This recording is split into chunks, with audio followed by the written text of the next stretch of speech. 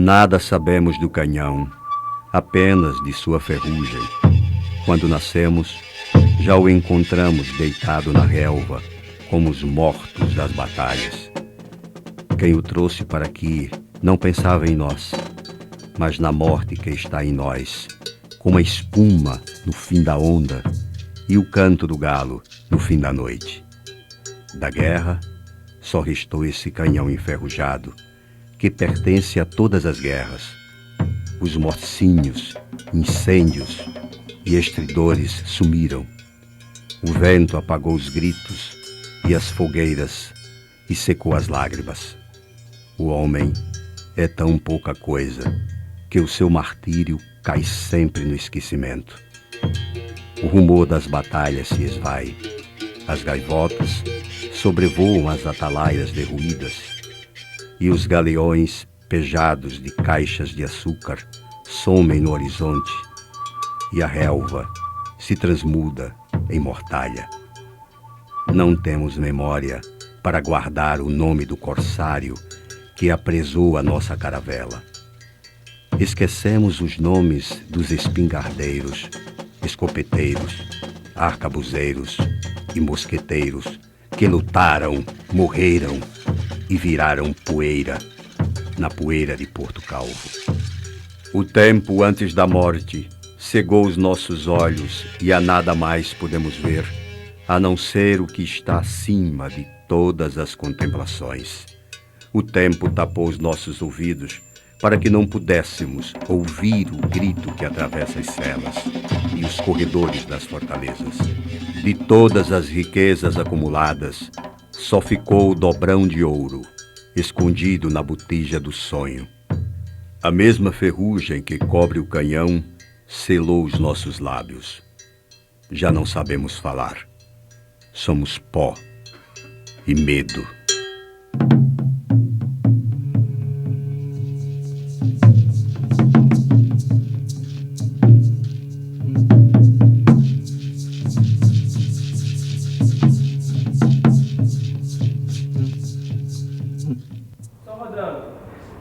Entrevista número 1 com o professor Alberto. Take 2.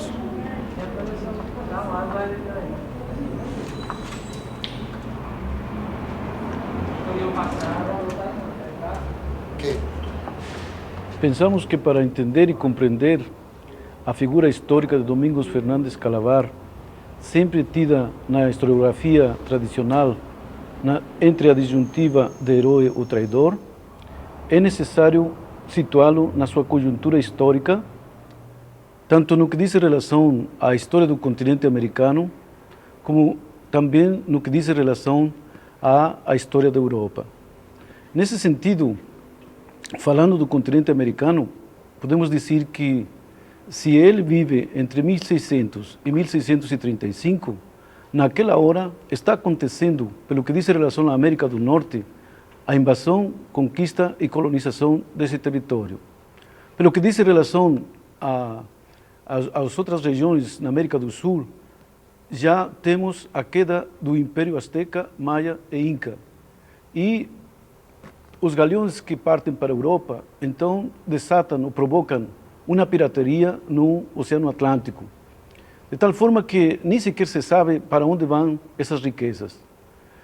Pelo que diz em relação especificamente ao Brasil, naquela hora está acontecendo a invasão pelos holandeses do Nordeste brasileiro. E nesse contexto, tanto índios como outros estrangeiros procuram alianças de tal maneira que possam garantir a apropriação desses territórios.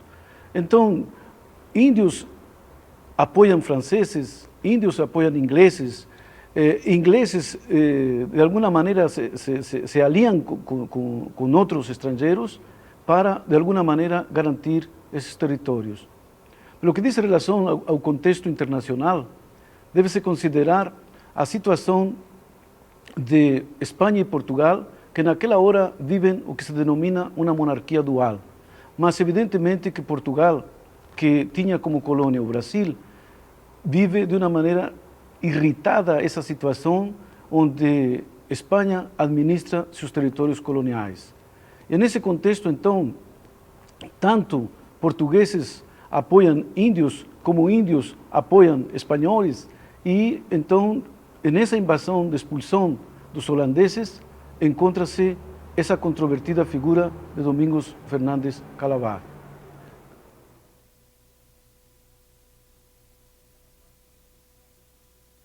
Calabar pode ter sido um homem de tronco robusto, com ombros largos, ou terá sido um homem de estatura mediana. Pode ter sido mulato, pode ter sido caboclo, ou até trazer no sangue toda essa mistura de etnias que hoje caracteriza o povo brasileiro. Pois era com certeza um mestiço, um homem sem rosto para a posteridade, mas que projetou seu nome numa controvérsia histórica para séculos depois de sua morte.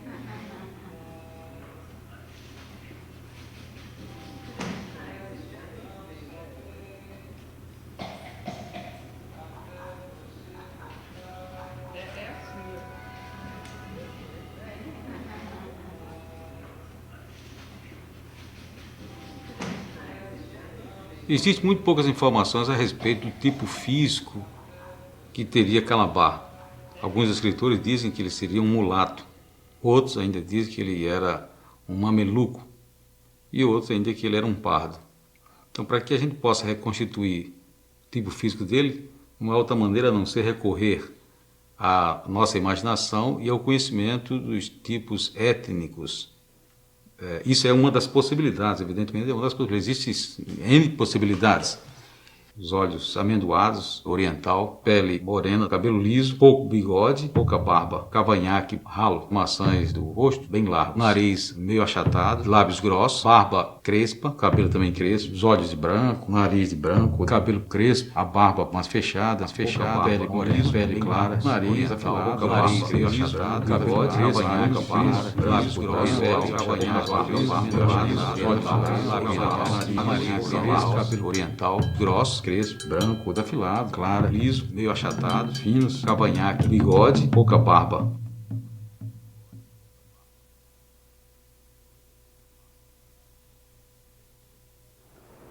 Nesse contexto, pode-se dizer que Calabar, considerado como mameluco, considerado como pardo, considerado como mulato, para nós, evidentemente que essas características até apoiam positivamente uma tese no sentido de qualificá-lo como brasileiro. E qualificando-lo como brasileiro, podemos dizer que sim, já em 1576, Pero de Magalhães Gandavo publica a primeira história do Brasil, e em 1627, precisamente naquele contexto em que se situa Domingos Fernandes Calabar, Fray Vicente do Salvador publica, já como brasileiro, a primeira história do Brasil, então consideramos que essa controvérsia entre herói e traidor deve ser de alguma maneira abolida e considerar a Domingos Fernandes Calabar com uma consciência brasileira, mais que herói ou traidor, como fundador de povos.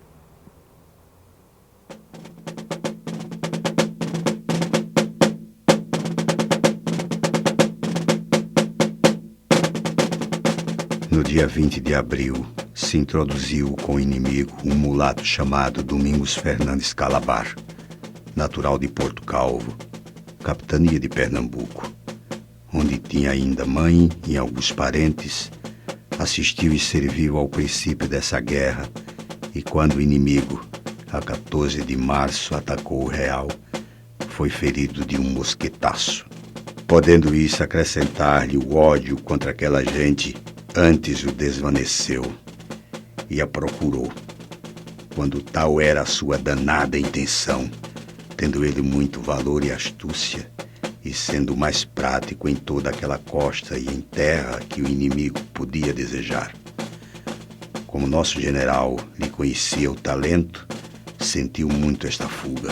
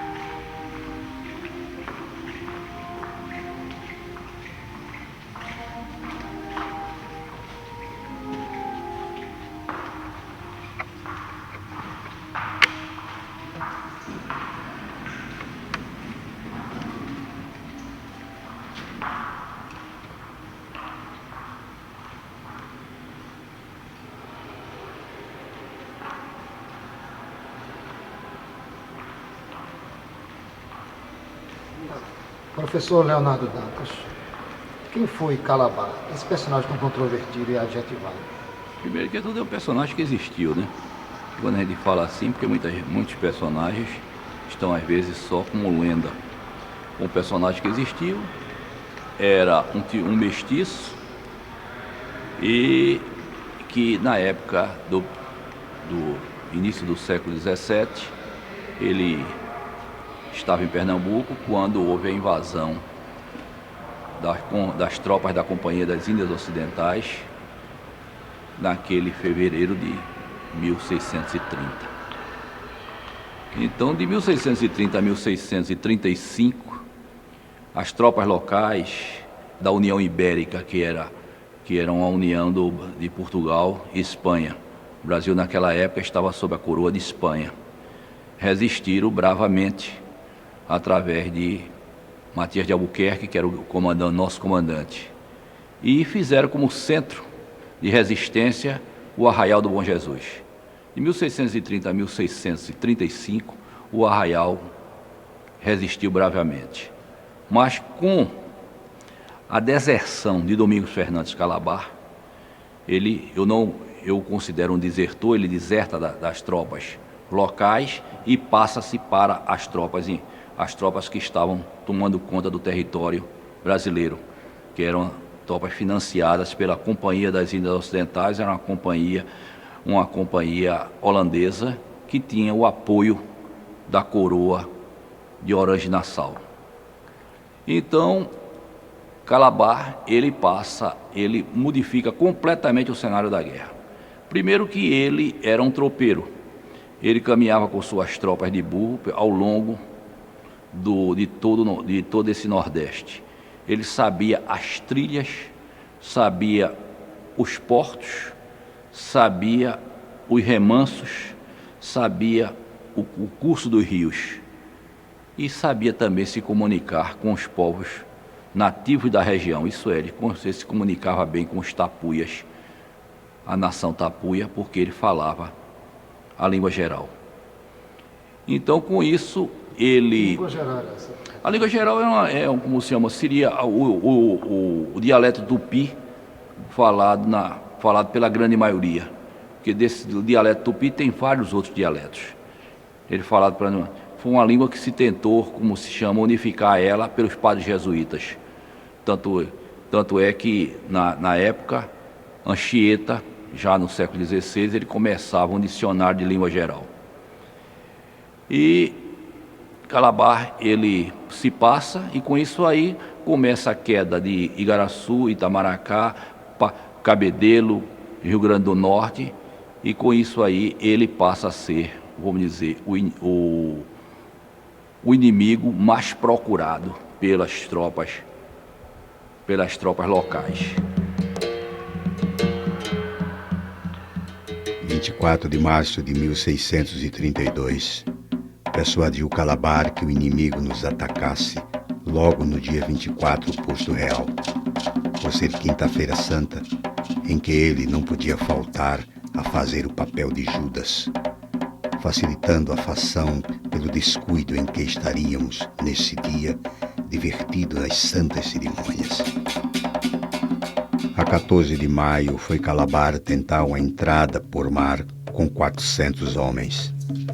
A 20 de junho foi o inimigo por mar com 2.000 soldados e levaram Calabar, ou para melhor dizer, foi este quem os levou.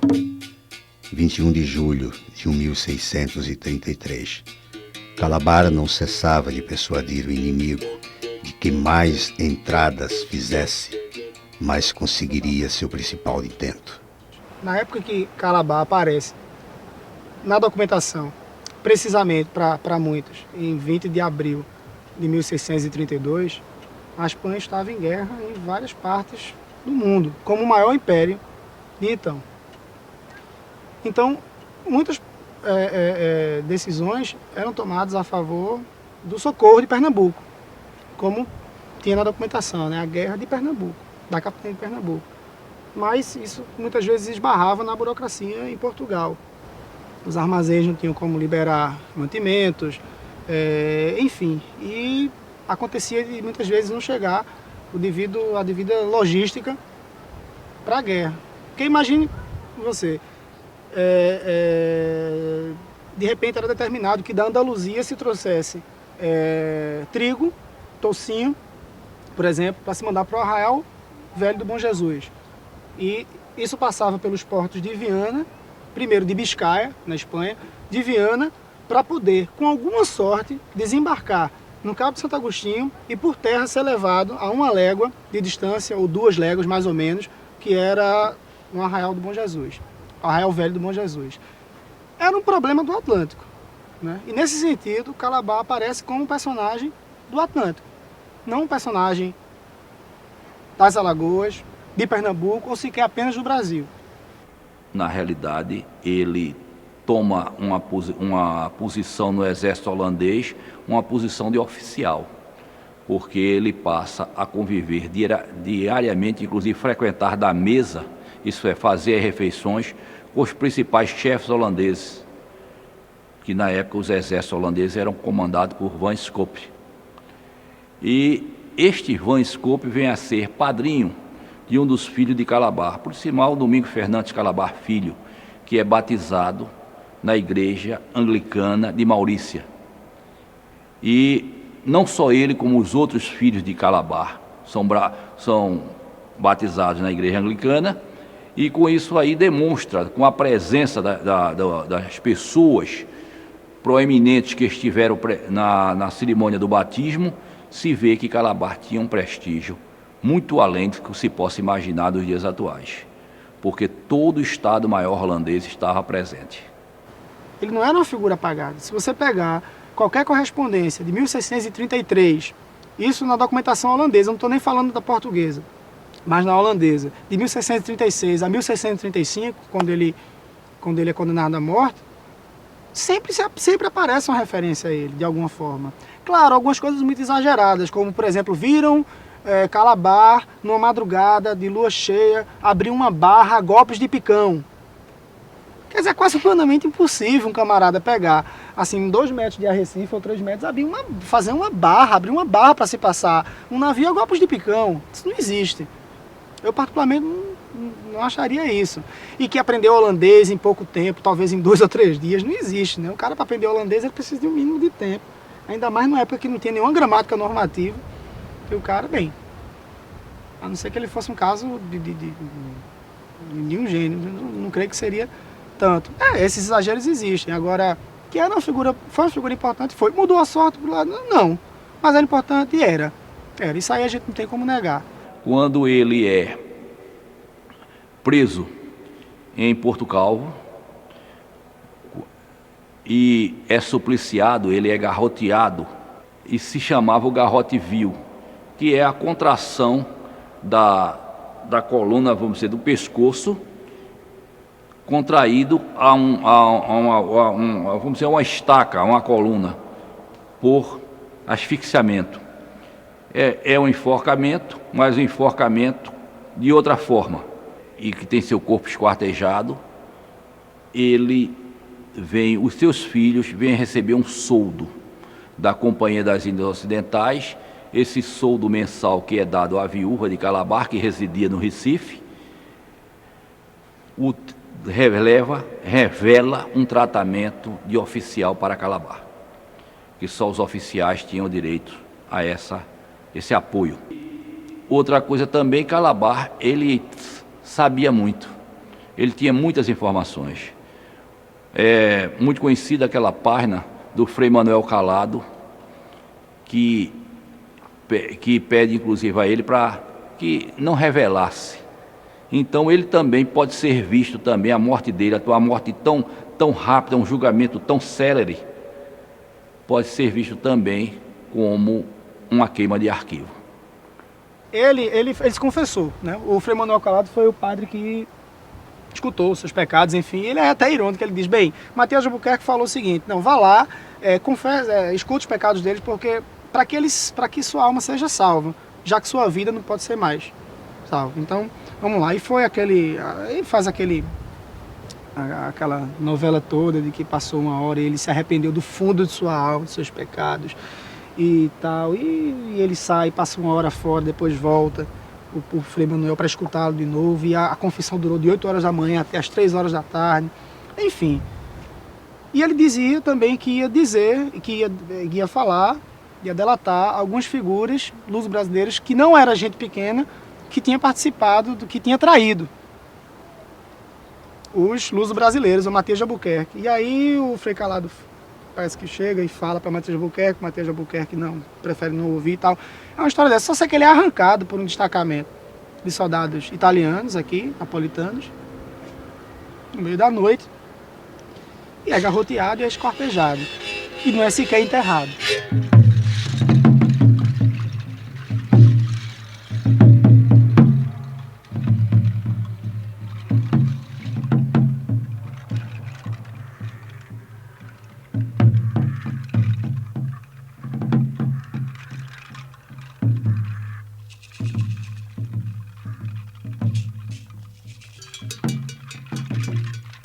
Eis-me aqui dividido em vários pedaços o corpo, na cidade de Porto Calvo, em varas espetado. Da traição não ficará um motivo a se perder com a carne que apodrece na praça, picada pelos urubus. Há de ficar nua a traição como espírito desencarnado. A traição simplesmente a vagar por essas terras como alma penada. A traição pelo gosto da traição, como a vontade de comer barro que por vezes dá nessa gente. A traição como o prurido de frieira entre os dedos do pé. A traição sem motivo, como o cio dos bichos. Calabar será mote, onde o vento pousa os lábios, como faz ao soprar a cana no verde sem fim do canavial. O homem morre hoje, e com ele suas razões de viver e lutar, mas renasce como espelho, onde outros homens hão de apedrejar a própria face. A história estava quieta no seu cantinho, dormindo nos livros. Por que o poeta inventou de bulir com a história? Por que catucar o cão com vara curta? Por que tocar com metáforas os fatos que dormiam nos livros? Enquanto os fatos dormiam, o poeta colocou em suas costas asas de borboleta. Mas eis que, de repente, se levantam os fatos diante do sonho do poeta.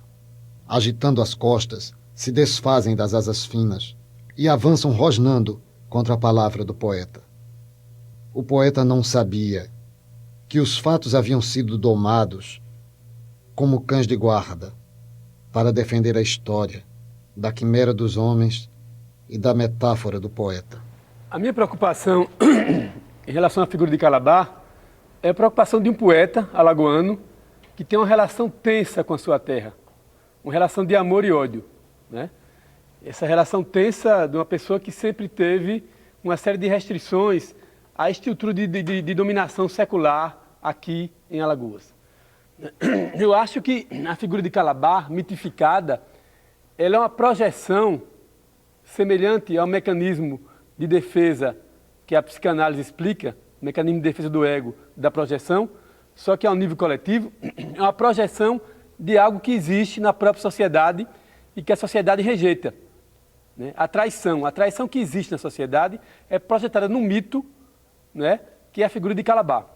O que faz do episódio de Calabar algo exemplar para nós até hoje é o simbolismo envolvido, né? Que é fundamentalmente a ideia de exterminar o pensamento antagônico, né? A ideia de se criar uma hegemonia pela força física, mas que dê um substrato de hegemonia simbólica. Eu penso que Calabar é um exemplo curioso quando nós consideramos a sua condição de mestiço, né? De alguém que, numa sociedade escravocrata e em plena implementação de um modelo de exploração econômica, ele, na sua condição de mestiço, negociou com as regras possíveis do seu tempo. Ou seja, ele agiu, quando pôde, como um dominador, né? E quando não lhe foi conveniente agir incisivamente como um dominador, ele agiu como um mediador, ele agiu como um conciliador, ele agiu como um arregimentador. Falar do Calabar, para mim, acho que é uma coisa muito significativa, porque é como se falar uma palavra, né, que há muito tempo que a gente não via falar, mas uma palavra que sempre continuou viva no imaginário alagoano. Eu acho que falar em Calabar hoje não é tanta preocupação histórica, com a figura histórica de Calabar, mas com o mito, com aquilo que ele representa. Eu acho que contextualizar Calabar, trazer Calabar para o presente, significa explodir uma certa cultura que existe em Alagoas, que é a cultura do silêncio, imposta pelos poderosos. Então, Calabar é alguém que, hoje, ele pode significar isso, romper com essa cultura do silêncio.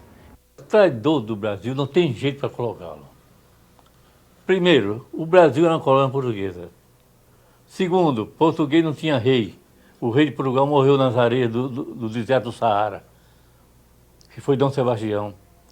E Portugal ficou sem rei. Quem herdou Portugal foi Filipe IV, rei da Espanha e de origem alemã. Os Filipes são todos alemães de origem. Então, foi Filipe IV. Então, Calabar era oficial do exército português, do rei da Espanha. Não existiam as nações naquela época. As nações surgiram no século XVIII. Foi criado o princípio da nacionalidade, no século XVIII. Os holandeses estiveram aqui no século XVII, em 1632 em diante. Então, aqui no Brasil, tem um traidor nacional numa época que a nação não existia.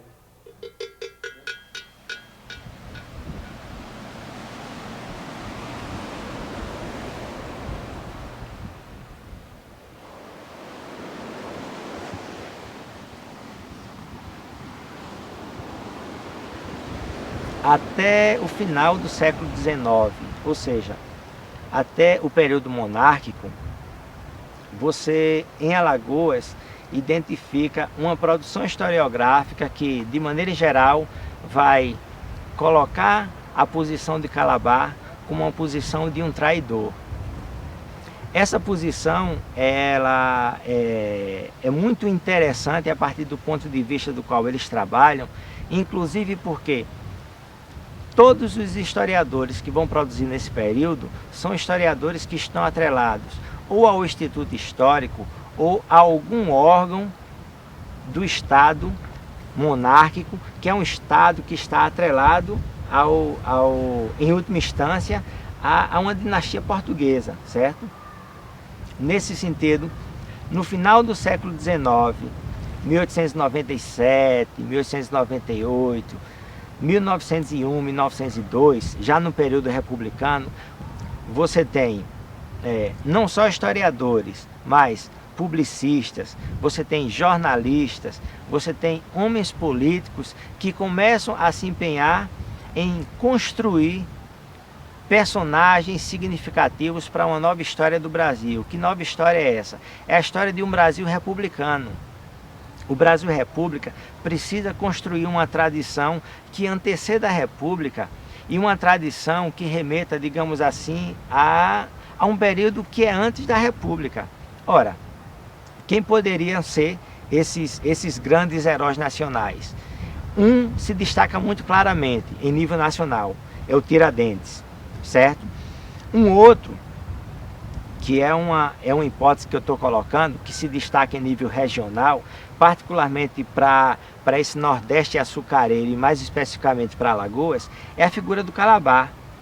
Do mesmo modo que vão criar toda uma mitologia em cima do Tiradentes em nível nacional, vai ser criada uma mitologia em cima do Calabar em nível regional.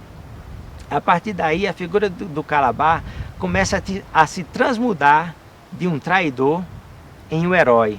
Um jornal que era diário aqui no estado, um jornal relativamente muito bem articulado com as elites locais, reivindicando que a figura do Calabar seja reconsiderada no início da República, que inclusive eles começam a falar de que deve ser criado um esquadrão patriótico Calabar junto da Guarda Municipal de Maceió.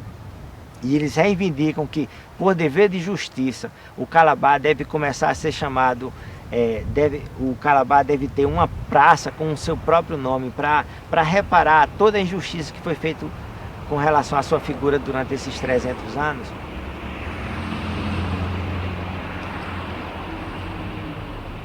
Em 1897, o intendente desta capital dirigiu ao presidente do Instituto Arqueológico Geográfico Alagoano o seguinte ofício: Maceió, 28 de setembro de 1897.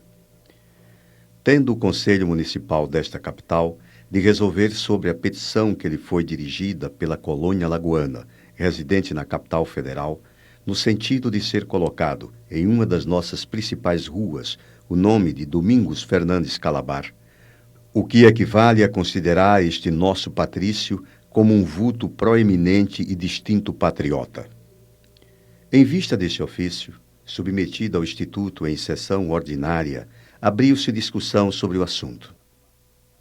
O doutor Goulart de Andrade conclui o seu trabalho com o seguinte conceito: o nome de Calabar deve reviver limpo da mácula, lembrado como um alagoano ilustre, guerreiro, esforçado. O senhor Stanislau Vanderlei conclui pelo seguinte: o senhor Luiz Labelle nego a glorificação de Calabar. Na minha fraca opinião, Calabar não merece a reabilitação. O doutor Leite Pindaíba conclui o seu longo e bem deduzido e arrazoado com a seguinte apóstrofe: há de ser sempre um miserável brilhante. E neste sentido, deu a resposta pedida pelo intendente. O Conselho Municipal, à vista disto, resolveu dar o nome de Calabar. A praça formada pelo cemitério público de um lado, pelo quartel da Guarnição Federal e asilo de Santa Leopoldina do outro. Na medida em que opta por uma Holanda que aparentemente está mais próxima do padrão capitalista, burguês e financeiro que estava se consubstanciando na Europa, você percebe que no início do século XX você tem uma ordem capitalista que está sendo implementada aqui no Brasil. Em Alagoas, você tem que veicular a voz desses ideólogos. Quem são esses ideólogos do capitalismo aqui? São, ao mesmo tempo, historiadores, jornalistas, publicistas, políticos que começam a projetar para um passado que não existia aqui uma ode a um capitalismo que teria sido abortado há 300 anos atrás. Nesse sentido, a reavaliação do Calabar, ela faz parte de um projeto mais amplo da ordem capitalista aqui no Brasil e particularmente no nosso estado. Você começa a perceber que tem um padrão ideológico que está sendo colocado aí na ordem do discurso. Nesse sentido, eu avalio que a produção historiográfica em Alagoas sobre a figura do Calabar, ela cai muito mais no nível da memória do que no nível da história. O discurso histórico é um discurso que, em última instância, liga o fio do passado com o presente. O discurso da memória é um discurso que aparta essa ligação. É um discurso que corta essa ligação. E, na medida em que corta essa ligação, ele deixa qualquer voluntarismo da atualidade pronto a manipular o que existiu há 300 anos. E, inclusive, eu acho que a figura do Calabar, ela passa de um herói nacional para um herói alagoano, certo? E de um herói alagoano, ele tendencialmente vai virar um herói portucalvense.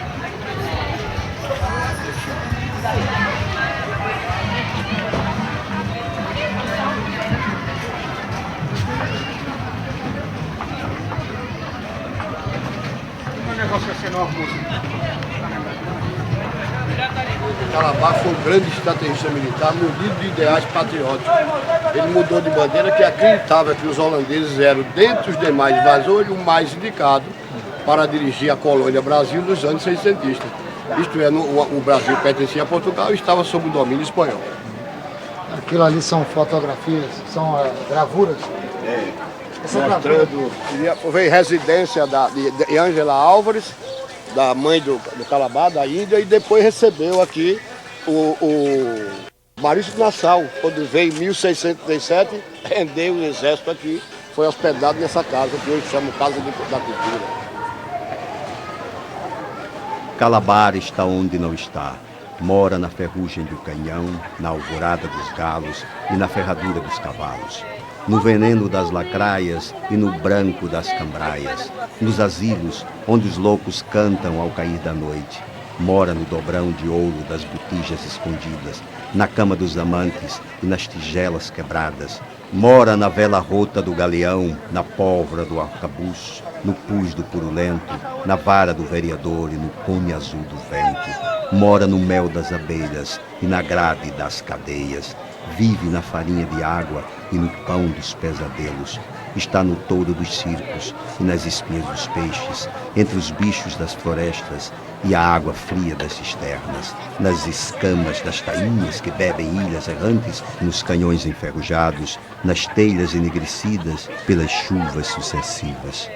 Na charanga dos domingos, nas asas das tanajuras, no giro das bolandeiras, nas locas dos goiamuns, no suor das lavadeiras, nos reisados e trovões, nos passarinhos das feiras.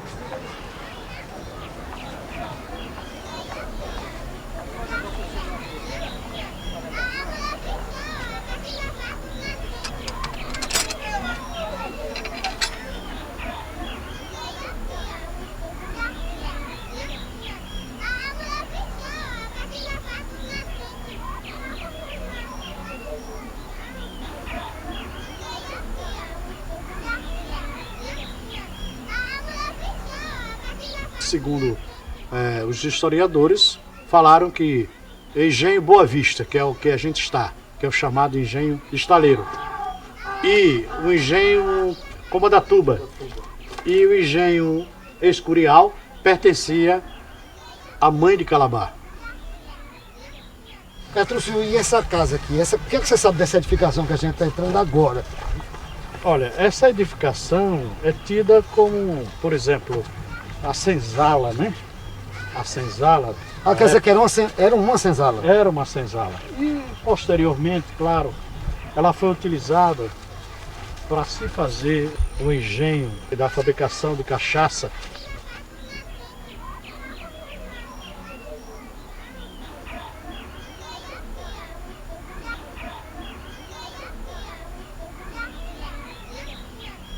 Se fala aqui, perto daqui, estou procurando saber o local que tem uma embarcação afundada. O dono daqui, o anterior, se falava muito. Teve uma época aqui que o rio ele ficou bem seco.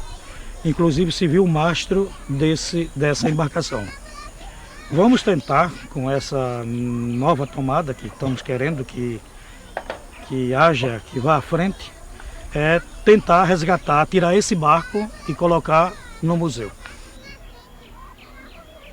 Eu, como professor de história, sinceramente, eu tenho o maior desejo que isso aconteça de fato. Que as pessoas tenham consciência que traição não é nada disso, meu Deus do céu.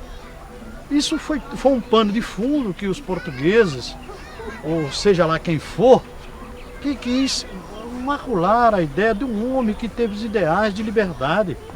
Dizer, olha, eu gosto da liberdade, eu quero isso, por que não? E foi isso que Calabar fez. Você entender, Calabar apenas fez uma opção. Fez uma opção, rapaz. Era um homem inteligente. Ele viu que a gente tinha muito mais potencial do que se dizia da época. Entendeu? É esse o meu ponto de vista. E por isso eu não considero Calabar como traidor. E sim, um grande herói. Um homem idealista que queria o bom do Brasil.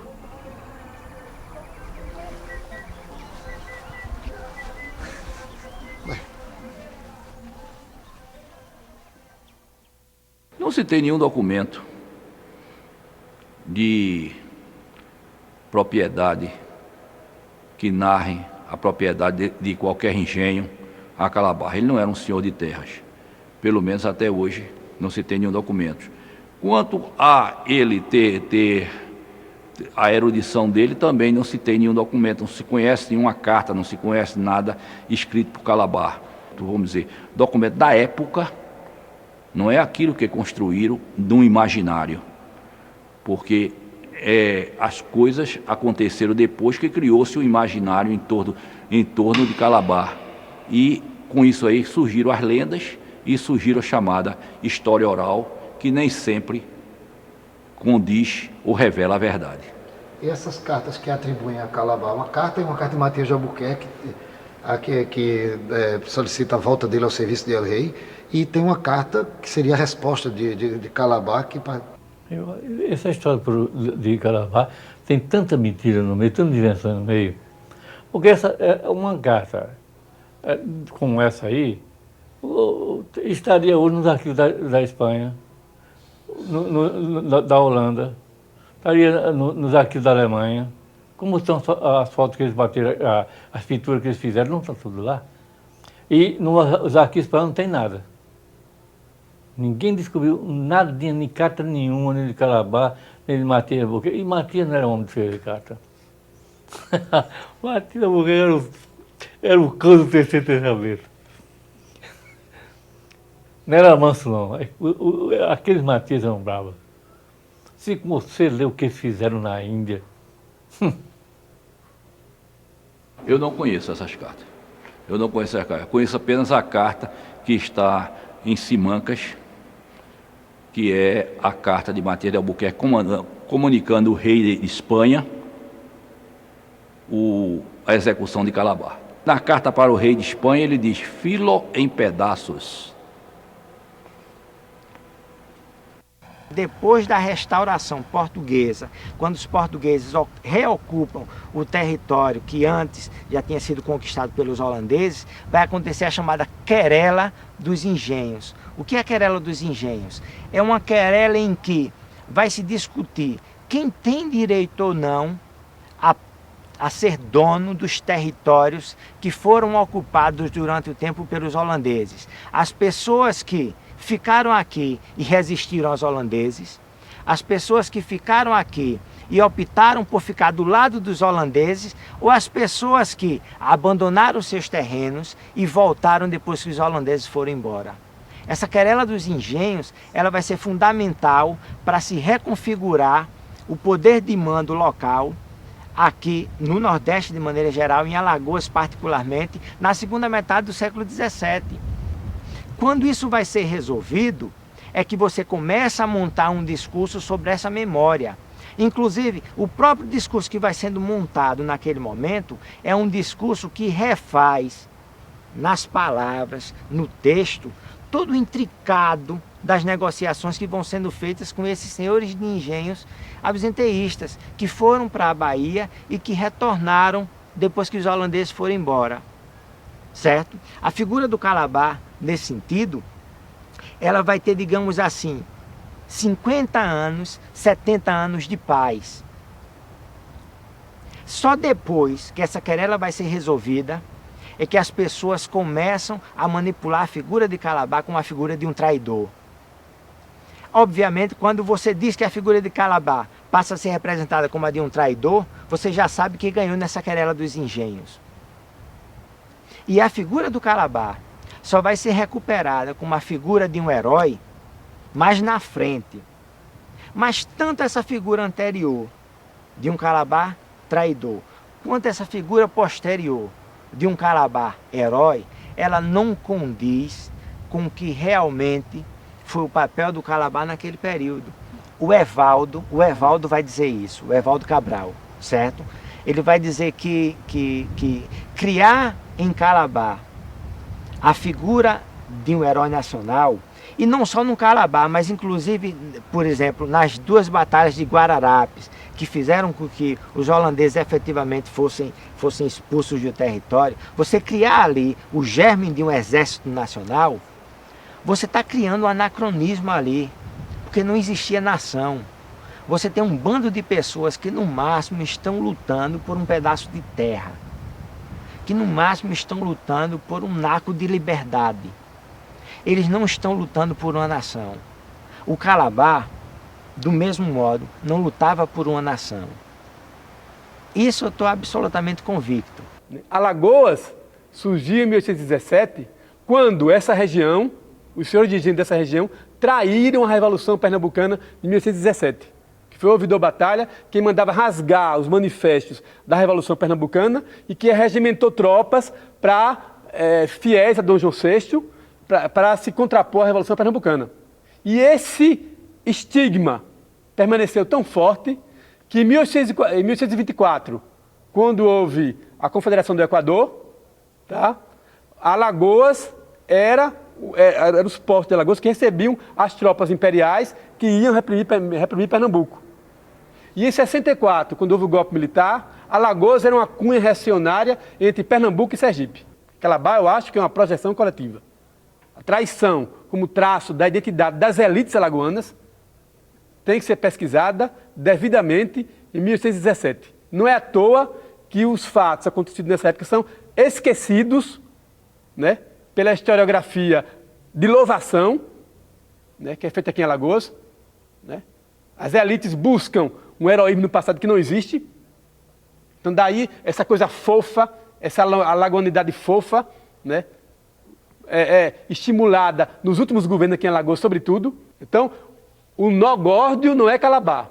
O Nogórdio é ouvidor Batalha, o Nogórdio é 1817. Eu acho que teve a sua importância, sim. Agora, julgá-lo como traidor, não. Traidor para quem? Traidor para o quê? Né? Acho que isso vai também por uma discussão maior, que é a questão da verdade na história. Né? Será que a gente tem que buscar essa verdade na história? Né? Será que isso não é uma coisa um pouco mais antiga, da história positivista, ranquiana, de procurar a origem, procurar a verdade? A gente precisa dessa verdade. Quer dizer, a história ela redime o passado. Existe um brocardo romano que se diz tempus regit atus. O tempo registe. É que rege, é que determina os atos do seu tempo. E precisamos nos volver para o século XVII e entender o espírito do século XVII. A nudez da espada, o fogo no quartel, o gibão do guerreiro, o tributo do açúcar, a peste que desdenta, a fome da gentalha, pecado nefando que na noite fria aquece os sodomitas e termina escorrendo para a sacristia, a prata que a frota levou para a Espanha, o sonho que teve o nigromante preso no calabouço imundo, a blasfêmia escorrida da boca do herege, o latim que amarela flor e luz de vela, o rosto do jesuíta e o amor que fizeram os amantes enrolados em lençóis sujos de merda e esperma, o peixe que o corsário viu no mar escuro, a linha que coseu a opa da confraria, o grito abafado do supliciado entre muros altos.